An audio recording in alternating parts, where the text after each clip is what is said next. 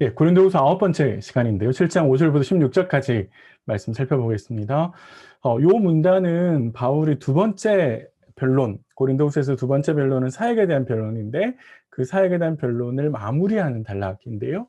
그래서 제목을 좀 잡아보면 디도를 통해서 위로하시는 것을 이야기하고 있습니다. 그래서 저희가 쭉 살펴본 문단의 맨 마지막에 이제 결론으로서 디도가 바울이 보낸 눈물의 편지에 대해서 보인 반응에 대해서 바울에게 이야기를 하고요. 그것으로 디도뿐만 아니라 바울이 위로를 얻게 되는 것에 대해서 이 문단이 다루고 있습니다. 그래서 두 번째 전체 변론의 마무리를 하고 있는 단락이다라고 생각하시면 될 것 같습니다. 자, 그래서 오늘 본문의 문맥은 이렇게 구성되어 있는데요. 마게도니아에서 바울이 환란이 있었고 두려움이 있었다. 그런데 본격적으로 본문을 시작하면서 바울은 자신이 받은 위로와 기쁨에 대해서 쭉 설명하고 있고요. 그것을 한 번은 요약하고 있고 또 한 번은 구체적으로 설명하고 있습니다. 예, 그래서 고린도 교회가 변화된 모습에 그리고 그 변화된 모습으로부터 위로를 얻은 디도의 모습을 중심으로 해서 본문 단락을 설명하고 있습니다. 이렇게 문단이 흘러간다라고 하는 걸 좀 기억해 두시고요. 한 번 더 나아가서는 우리가 이 단락이 여기에 왜 있을까를 한번 생각해 보셔야 되는데 왜냐하면 2장 12, 13절하고 연결되어 있거든요. 그러니까 2장 12, 13절하고 7장 4절, 5절 이후가 연결되어 있기 때문에 딱 붙여버리면 이해하기 쉬운데 바울은 이걸 떨어놓고 있는데 이렇게 나누어 놓고 있는데요.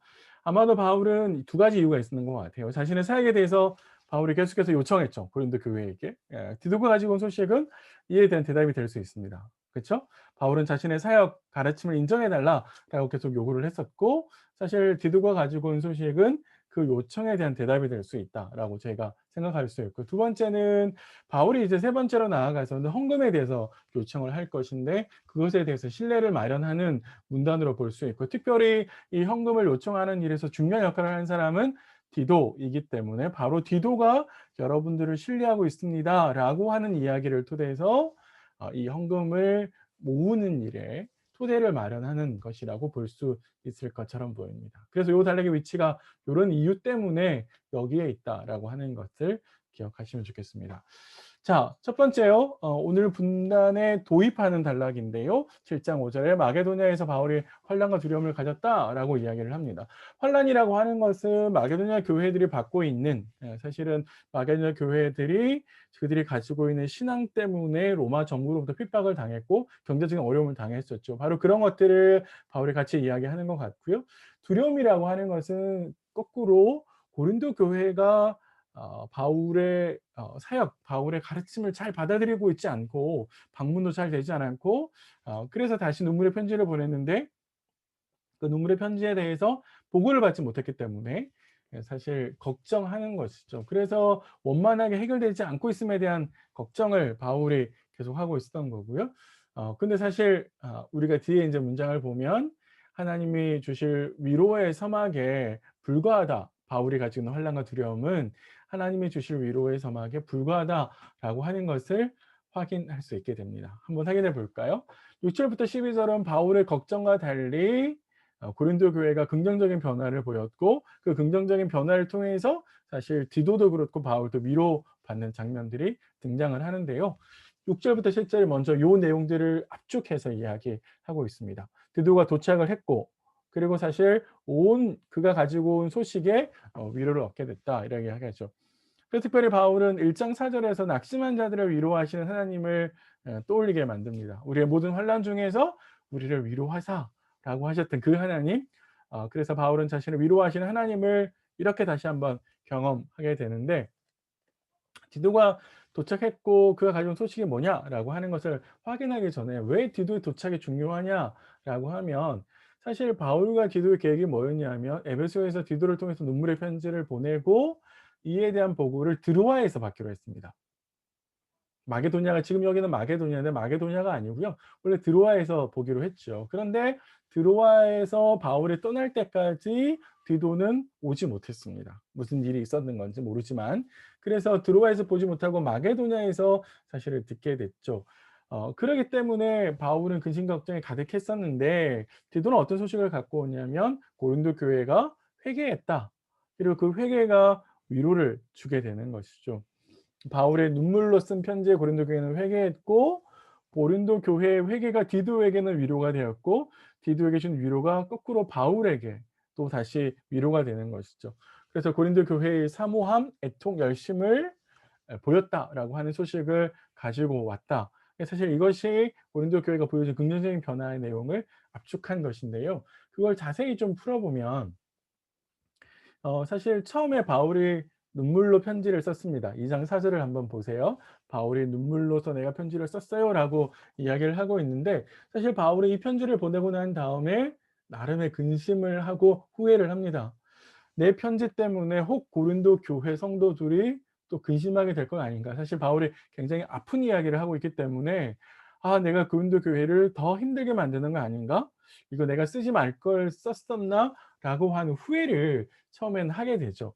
자, 그런데 사실 그것이 기쁨으로 바뀌게 됩니다. 왜냐하면 고린도 교회가 뼈아픈 지적을 받고 근심한 건 사실이지만 그건 잠깐뿐이고 곧바로 그것이 회개로 이어지죠.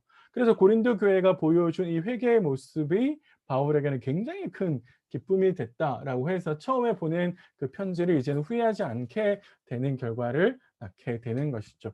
그래서 바울은 그렇게 고린도 교회가 근심한 것이 하나님의 뜻대로 근심하는 것이고 세상의 근심이 아니다라고 이야기를 하면서 그들의 보인 긍정적인 변화를 축하하고 또 격려하는 것을 설명을 합니다. 자, 하나님 뜻은 뭐냐면 우리의 거룩함이죠. 에베소서 1장 4절 말씀 한번 나중에 찾아보셔요. 하나님의 뜻은 우리의 거룩함에 있고 그 거룩함을 따라가는 것인데, 사실 그 거룩함을 따라가지 못하는 것이 고린도 교회의 모습이었고, 그래서 고린도 교회는 회개로 나아갔죠. 그런데 사실 세상의 뜻은 반대로 거룩함이 아니라 욕심이죠. 이렇게 더 많이 가지지 못하는 것 때문에 근심하는 것이죠. 우리가 하나님의 뜻대로 가면 더 거룩하지 못하는 것에 근심하지만 세상의 뜻을 따라갈 때는 더 가지지 못하는 것, 욕심 때문에 근심하게 되고 그 근심이 결국은 멸망에 이르게 되는 것이죠. 그래서 고린도 교회는 하나님의 뜻대로 하는 근심 때문에 결과를 만들어 냈죠. 그 결과가 뭐냐? 열심과 의분이고 사모함과 관심이고, 그래서 이 모두한 것들이 사실 고린도 교회가 하나님의 뜻대로 근심했다라고 하는 것을, 그래서 회개로 이어졌다라고 하는 것을 보여주는, 증명하는 기회가 됐다라고 볼 수 있습니다. 사실 바울이 고린도 교회에 보낸 눈물의 편지의 의도가 이거였죠. 그들의 잘못을 지적하고 징계하는 것에서 멈추는 것이 아니라, 물론 그런 것도 있지만 사실 궁극적으로 바울은 교회 전체가 하나님의 뜻을 받아들여서 거룩함으로 변화되기를 요구했었는데, 사실 그런 바울의 의도가 이루어졌다라고 볼 수 있습니다. 자, 그래서 7장 12절에 오직 너희를 우리를 위한 너희의 간절함이 하나님 앞에서 너희에게 나타내게 하려 함이로라. 사실 이렇게 해서 바울의 의도를 드러내고 있는 것이죠. 자, 첫 번째 문단 6 절부터 12 절이 고린도 교회가 보인 긍정적인 변화를 모습으로 바울이 위로받은 걸 설명하는 것이라면, 13 절부터 16 절은 디도가 얻은 안위를 중심으로 바울이 받은 위로를 설명하고 있습니다. 자, 첫 번째로 바울이 이렇게 얘기하죠. "이로 말미암아", 7장 13 절이요. "이로 말미암아"라고 시작을 하는데, "이로 말미암아"라는 말을 직역하면 "이것 때문에"라고 하는 거죠. 사실 고린도 교회가 보여준 회개의 모습 때문에라고 풀어서 설명할 수 있습니다. 그래서 디도는 고린도 교회가 보여준 이 모습에 안심을 가지게 됐다, 안심하게 됐다라고 바울이 이야기를 하는데, 안심이라는 말을 쓰고 있는 걸로 봐서는 거꾸로 디도가 고린도 교회로 눈물의 편지를 가지고 가기 전에 고린도 교회가 바울의 가르침을 따르지 않으면 어떡하지? 그래서 더 파국적인 결과로 가면 어떻게 하지? 라고 하는 것을 염려했다라고 하는 것을 우리가 추론할 수 있습니다. 자, 그래서 바울이 안심이라고 하는 말을 쓰는 거죠. 근데 바울은 사실 디도에게 고린도 교회가 내가 쓴 편지에 호의적인 반응을 보일 거다라고 확신을 했고, 그걸 디도에게 "걱정하지 마. 고린도 교회가 내 말을 잘 들을 거야."라고 하는 것을 설명했다. 이렇게 지금 문단이 설명하고 있는 것이죠. 그런데 사실 고린도 교회가 바울의 말처럼 호의적인 반응을 보여서 디도에게 한 바울의 말이 사실이 되었다라고 설명하죠. 그래서 이것 때문에 고린도 교회의 이런 모습 때문에 디도가 위로를 받게 됐다라고 하는 것을 말하고 있습니다. 바울이 고린도 교회에게 했던 복음의 모든 말들이 사실이 되었던 것처럼 고린도 교회를 디도에게 자랑을 했었는데 그 모든 것들도 다 사실이 되었다라고 바울이 이야기합니다. 그러면서 사실 디도의 심정이 깊어졌다라고 바울이 이야기를 하는데요. 어 디도가 고린도 교회를 갔을 때 고린도 교회가 디도에게 보여준 모습은 뭐냐면 두려움과 떨림이었다라고 이야기를 하죠. 사실 주의 사도를 대신해서 다시 온 사람이기 때문에 예의를 갖춘 것이고 무엇보다 하나님의 말씀을 가지고 오는 것이기 때문에 떨면서 예의를 갖추어서 대했다라고 하는 것이고요. 이러한 모습들로 사실 디도는 저 사람들에 대한 고린도 교회에 대한 약간의 어려운 마음이 있었는데 그것이 바뀌어서 더욱 신뢰할 수 있게 됐다라고 이야기를 하고 특별히 친정이 깊어졌다라고 바울이 설명을 하는데요. 이거는 풍부한 애정을 느낄 때 쓰는 표현입니다. 그러니까 사실 고린도 교회를 향해서 더욱 그들을 더욱더 사랑하게 되고 그들을 더욱더 신뢰할 수 있게 됐다. 바로 그것이 고린도 교회가 보여준 회개의 모습에 디도가 얻은 위로이고 디도가 얻은 그 위로를 통해서 다시 바울이 위로를 얻게 됐다라고 설명할 수 있는 것이죠. 디도를 통해서 이렇게 얻은 안위는 더 나아가서 우리가 이제 세 번째 변론으로 다음 시간에 살펴보겠지만 헌금의 요청에도 고린도 교회가 적극적으로 동참할 수 있게 되는 것을 기대하게 만듭니다. 자, 오늘 본문의 말씀은 사실 고린도 교회가 보여준 회개를 통해서 디도가 위로를 얻고 디도가 얻은 위로를 통해서 바울이 위로를 얻고 기쁨을 얻게 되는 내용들을 저희가 살펴보면서 바울의 두 번째 변론, 사역에 대한 변론을 마무리하고 있는 문단을 이렇게 살폈습니다. 자, 한번 생각하고 실천할 것들이 있는데 한번 생각해 보시겠어요? 수술은 아프죠. 근데 건강한 몸을 얻기 위해선 꼭 필요합니다. 하나님의 뜻을 따라가는 근심도 신앙의 성장을 위해서 더 큰 변화를 위해서 꼭 필요한 과정이다라고 볼 수 있습니다. 근데 사실 우리 아파서 미루고 있는 것들이 있잖아요. 아마 우리 신앙도 마찬가지일 것 같은데요. 아픈 게 싫어서 고치지 않고 반복하는 잘못된 습관은 없을까? 그게 내 안에 욕심일 수도 있죠. 잘못을 인정만 하고 "아유 그래 그거 틀렸어. 아니야."라고 이야기를 하지만 여전히 계속하고 있는 잘못은 없을까? 그런 거 한번 좀 생각해 보시면 좋을 것 같고요. 음 바울이 디도를 통해서 고린도 교회에 보낸 책망의 메시지가 있었잖아요. 그게 눈물의 편지였는데 사실 고린도 교회는 이 메시지를 받았죠. 근데 고린도 교회가 이 메시지를 받고 난 다음에 이거를 거부하지 않고 받아들였고 그것은 회개로 나아가게 됐고 그들을 깨끗하게 만들었죠. 우리가 기억해야 될 것은 뭐냐면 나를 향하신 하나님의 뜻이 늘 기쁨의 메시지로만 오지 않는다는 겁니다. 때로는 나를 지적하고 나의 잘못을 깨고 비판하고 비난하는 목소리로 내 삶에 올 수도 있다. 하나님께서 그렇게 말씀하실 수도 있다라고 하는 것을 기억하시고요. 늘 기쁨으로만 올 거라고 생각하는 것은 잘못입니다. 이렇게 올 수도 있다라고 하는 걸 기억하시면 좋을 것 같고요.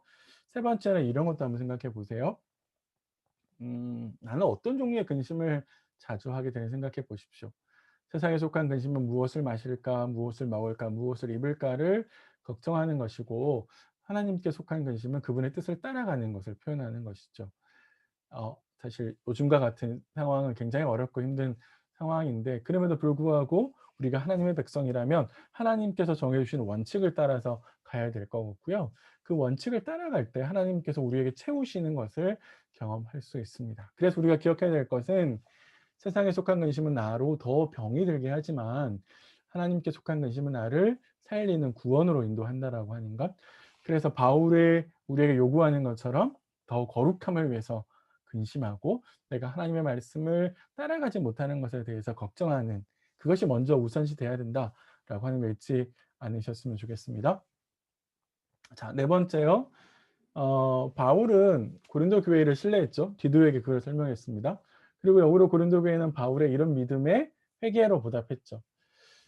사실 바울이라고 하는 사역자와 주님 보내신 사도와 고린도 교회라고 하는 공동체 사이에 관계가 회복됐다라고 볼 수 있습니다.